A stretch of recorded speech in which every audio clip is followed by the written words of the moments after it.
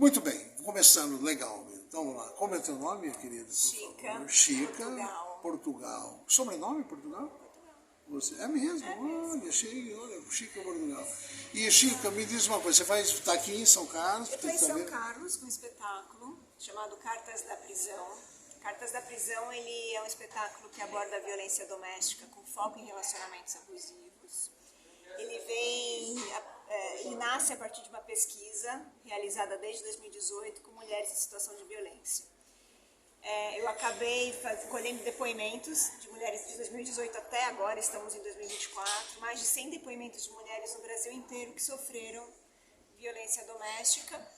E isso gerou um projeto chamado Projeto A Meia Luz, que aborda a temática sobre várias frentes artísticas. Então é na fotografia, no cinema, na literatura e agora no teatro.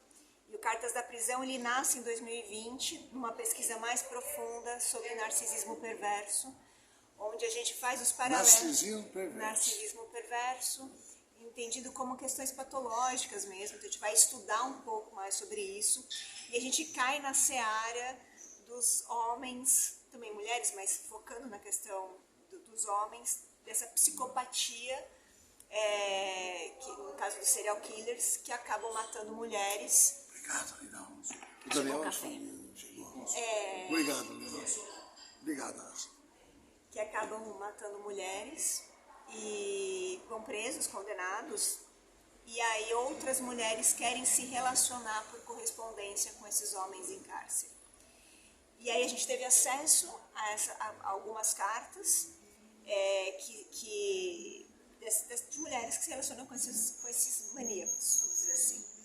E não só isso, né? A questão também desse fio narrativo que o espetáculo traz. Então ele tem depoimentos reais, histórias reais, sendo alinhavado por uma mulher, uma dona de casa, mãe de família, que se corresponde com um homem em cárcere. Ela tem filho, casada e tal, e ela começa a contar a história dela para este condenado que foi condenado por matar 40 mulheres. E ela tem aquela sensação de que ela pode salvar esse homem, né? A nossa famosa síndrome de heroína. E aí a gente vai... Existe isso mesmo? Existe uma síndrome de heroína. É o nome disso? Tem uma síndrome de heroína que fala dessa questão de que a gente pode salvar o outro, né? Se a gente amar mais, se a gente der um pouco mais, se a gente... Ele é assim porque ele nunca foi amado de verdade, faltou amor. Então você vai trazendo mais de si. Então você projeta no outro esse amor, porque você também não se supre com isso, não tem de fora, não tem de dentro, você projeta no outro para receber. As carências, não? E a partir daí ela vai contando a história dela, a Amy vai contando a história dela, mas a gente trabalha com... A Amy é uma criação. A Amy é uma personagem inspirada em várias mulheres que a gente foi... Uma junção dessas cartas, que escreviam as cartas. Que escrevem as cartas. Tá. E aí a gente trabalha com a metalinguagem, então tem uma atriz, que é a Rita, que tem uma pesquisa sobre relacionamentos abusivos, então né, tem aí um espelho comigo, e vai trazendo a Amy, vai trazendo Sueli, vai trazendo Lúcia e outras tantas personagens que a gente vai ancorando a partir desses depoimentos reais, dessa pesquisa que eu fiz lá em 2018. E a gente tem que ter um debate no final do espetáculo, onde eu falo essa questão desses paralelos, né? Porque muitas vezes a mulher que está numa situação de violência, num relacionamento abusivo, é muito julgado por quem está de fora. Por que ela ficou nesse relacionamento? Porque quer. Ela voltou porque ela gosta de apanhar. Essas violências que são recorrentes, né? Que acaba cada vez mais isolando a vítima por conta disso. E quando você vê tanto dessas situações extremas de mulheres que se envolvem com homens que mataram outras mulheres, né, mesmo que por correspondência, e mulheres que estão em situações de abuso, tem um fio ali, que é isso que eu falei, que é essa síndrome da heroína. Então a gente traz uma situação extrema para as pessoas que estão assistindo e julgam essa mulher que está se relacionando, só que as falas, exatamente por compor, com depoimentos reais, vai nos engatilhando as nossas próprias histórias de amor, né? Quem é que nunca se relacionou e ultrapassou um limite por conta de uma paixão, né? Por conta de esperar que o outro lhe dê aquilo que lhe falta, né? Por amar demais, é natural, porque a gente vive numa sociedade abusiva, né? Nós flertamos com abuso recluso o tempo inteiro, a gente está acostumado nesse lugar. E isso, obviamente, reflete nas nossas relações. Claro que aí eu faço um recorte em relação à questão das mulheres, ainda que nesses 18, 19, 20, quase 5 anos em pesquisa, eu recebi depoimentos também de homens. Mas quando você fala pesquisa, a gente está preconceituosamente imaginando que pesquisa faz-se na universidade, né? Não se faz pesquisa. Dificilmente assim.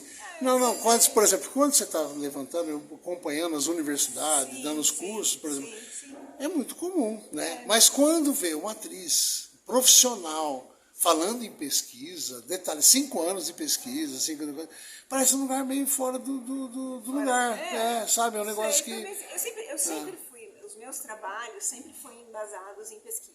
Antes desse... Profunda, pelo menos. 5 anos. Antes desse, eu fiz um não pelo só tempo, pela maneira, pela coisa que você está contando, pelos detalhes. Antes desse, por exemplo, eu fiz um trabalho chamado Visceral, que é um espetáculo também da mesma autora, que é a Nana de Castro.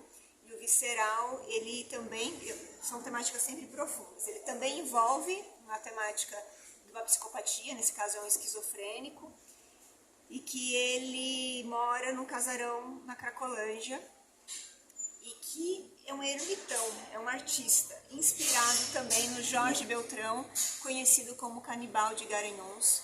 E a gente traz essa figura para o teatro. Na época que a gente estava fazendo essa pesquisa, em 2012, a gente estava fazendo essa pesquisa, estava rolando na Cracolândia uma questão, mais uma de higienização, né? Sim, Essa visão que ano que é higienista, isso? 2012. Então, em 2012 a gente começa essa pesquisa e a gente cruza essa questão desse Canibal de Garanhuns, que era um artista, que era um esquizofrênico, é um esquizofrênico, tá vivo, tá preso, é um esquizofrênico, mas um artista. E um artista tanto da questão mesmo do cinema, quanto de desenhar, quanto de escrever muito bem. Ele também tinha uma pegada de cinema, assim, isso lá em Garanhuns, né? E ele tinha 2 mulheres, e ele usava dessas 2 mulheres para atrair as vítimas. E aí ele acabava dentro da psicopatia mesmo, dentro dessa... Do distúrbio, né, que acabava ali acontecendo, das vozes, né, que ele escutava, e nessa aqui vai ser a vítima e eu preciso fazer uma série de ações com ela, de rituais, para que a alma dela desembucha, desencarne e tenha essa libertação. E a partir daí, ele então matava essas mulheres, parte dessas mulheres, parte mesmo, literalmente parte dessas mulheres viravam coxinha. Viravam coxinha? Ah, eu não vi, mas eu vi essa uma matéria, alguma coisa. Isso aconteceu em Garanhuns, eu lembro, em 2011, que veio à tona essa história. E em 2012 ele é preso. E a cidade inteira praticamente pode ter comido a moça. As moças, porque foram 6 ou 8 vítimas. Enfim, então essa é uma história real. E o Visceral, ele tem um pouco disso. E aí também foi uma pesquisa estudando a questão da Cracolândia, porque a gente traz essa figura para dentro do polo da Cracolândia. E ele, nesse caso, para sublimar os usuários de crack, que estão lá à margem da sociedade por vários motivos, ele acaba matando esses usuários e transformando a pele deles em obra de arte. E essas obras são vendidas para esses caras em Miami a preços caríssimos, e para esse artista tinha uma discussão, né, que a gente deixa também assim para que cada um crie a sua própria referência e as suas assimilações dessa história. Aquela pessoa que passa e fala esses bandos de craqueiro, esses bandos de zumbi, quero livre longe dos meus olhos, pagavam milhões para botar o seu quadro ali. Então a gente trazia essa discussão, que às vezes a loucura está muito mais próxima do que a gente imagina. Sim. E essa foi uma pesquisa de 2012. E falando em loucura... 2019, falando em loucura. Então, sempre foi pesquisas longas, assim. Então, e aí falando em loucura, etc e tal, assim, eu tenho um pouco essa história de que Eu sempre falo que a minha avó falava, mentira, porque minha avó não falava nada disso, mas eu vou dizer, minha avó sempre falava assim, tipo, que a gente não escolhe as coisas que a gente quer fazer, a gente faz por talvez necessidade ou por não ter tido, né? Como o meu caso, né? Que sempre queria ter um livro, era o sonho ter um livro na minha vida e depois acabei, óbvio, fui fazendo, querendo para escrever livros, né? Para fazer essas coisas. E aí pergunta que não quer calar. E eu estou perguntando aqui porque tem um monte de gente nessa roda, porque isso aqui não é um YouTube que faz muito sucesso, não, só tem a galera mesmo dos grupos de teatro e tal. Qual que é seu interesse por essa pesquisa? De onde surge esse tipo? Porque eu estou vendo que é uma coisa que, sim, não veio montou um espetáculo, morreu, tchau, foi maravilhoso. Hoje, com o distanciamento desses projetos, eu vou identificando onde é que, como artista e como ser humano, antes de mais nada, onde que isso me pega, né? Tá, e onde surgiu e aí, a primeira exemplo, coisa? O visceral surge com uma necessidade. Primeiro era uma necessidade mais de quero fazer algo, vou produzir algo, mas aí eu identifico no meio do processo as questões das dependências, né? Então eu faço nesse processo mesmo visceral, eu faço uma usuária de crack, que era uma mina da classe média e que vai lá para Cracolândia em busca de liberdade da forma dela, e ela vai, assim, e vai encontrando. E eu falei, cara, mas eu não uso nada, eu sou uma careta, assim, e aí, como que é, né, fazer essa personagem? E aí fui fazer o trabalho também de investigação, tanto de ir realmente na Cracolândia, de trabalhar em ONGs lá, que eu pudesse estar próxima dos usuários, conversar com psiquiatra, assistente social e tal, e identificar e me falei, pô, mas eu não tenho exatamente uma dependência química, mas quais as minhas dependências, né? Quais são as minhas conexões com os nossos vícios? Todos nós temos vícios. Uns aceitos, outros não. Uns que é possível enxergar pela questão física, e outros que é, sei lá, desde os ninfomaníacos, a pessoa que consome demais, que compra demais, que toma remédio, são remédios legais, então, mas temos nossos vícios, né? E aí eu fui olhando para essas dependências. Na pesquisa começa a falar, cara, qual é a minha dependência emocional? Onde estão as minhas conexões? Qual que é a relação? Isso ali você já estava atuando com teatro, não? Você fez teatro onde? Onde você começa o teatro? Eu comecei a estudar profissionalmente, faço teatro desde os meus 12 anos de idade, comecei no SESI, né, Carvalho, e aí em 98, eu entro na Escola de Teatro Everton de Castro, e aí me formo em 2000, há 24 anos formada, e estamos em 2024 nessa entrevista. Então, sim, então nessa época eu já trabalhava, já atuava. E ali já tinha uma pincelada, ali já estava começando a surgir essas crises. Essas crises, na verdade, não é crise, porque eu vejo crise como um rito de passagem. Sim, mas né? Ali onde? Que época? Ali, na época do Everton, você está começando a sua formação.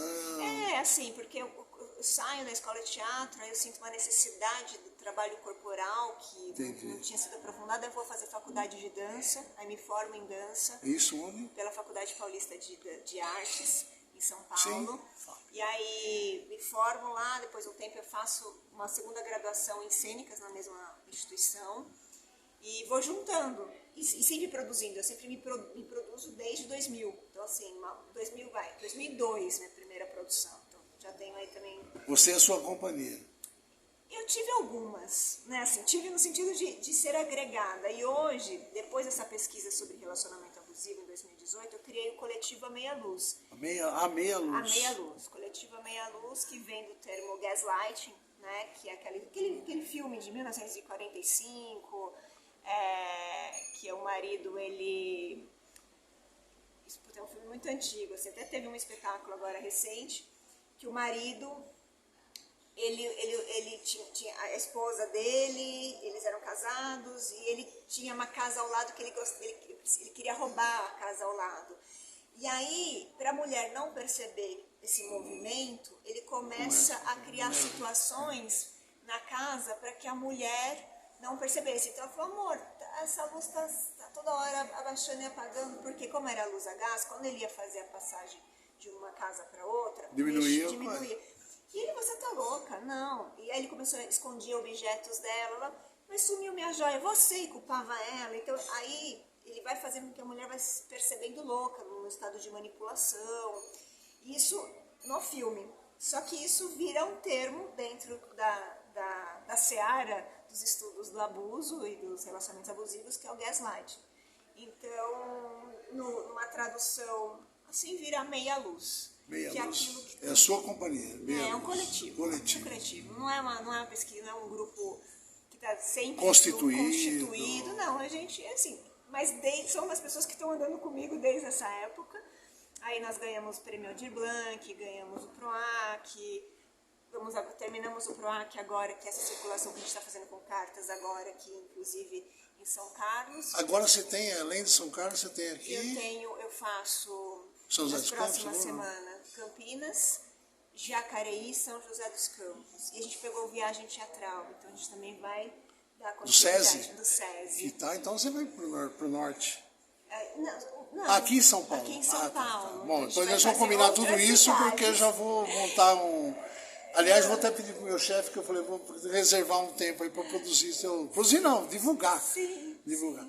Bom, querida, já são 16 minutos e 8 centavos aqui, mas é o seguinte, para a gente enfiar. Então, hoje tem aqui, mas quem quiser entrar em contato, quiser saber mais sobre o seu trabalho... Meu trabalho, você pode entrar no Instagram do espetáculo, @cartasdaprisão, e lá vai ter todos os outros links pro meu Instagram, pro Instagram do A Meia Luz, tem Tá, o ok. site também, eu te agradeço por Não, essa troca. isso aqui a partir de agora é um trabalho conjunto, né, amada? É assim que funciona, né? Com certeza. E todo mundo que está vendo aqui, o pessoal da rede, que eu falo que está aqui no braço, inclusive, né?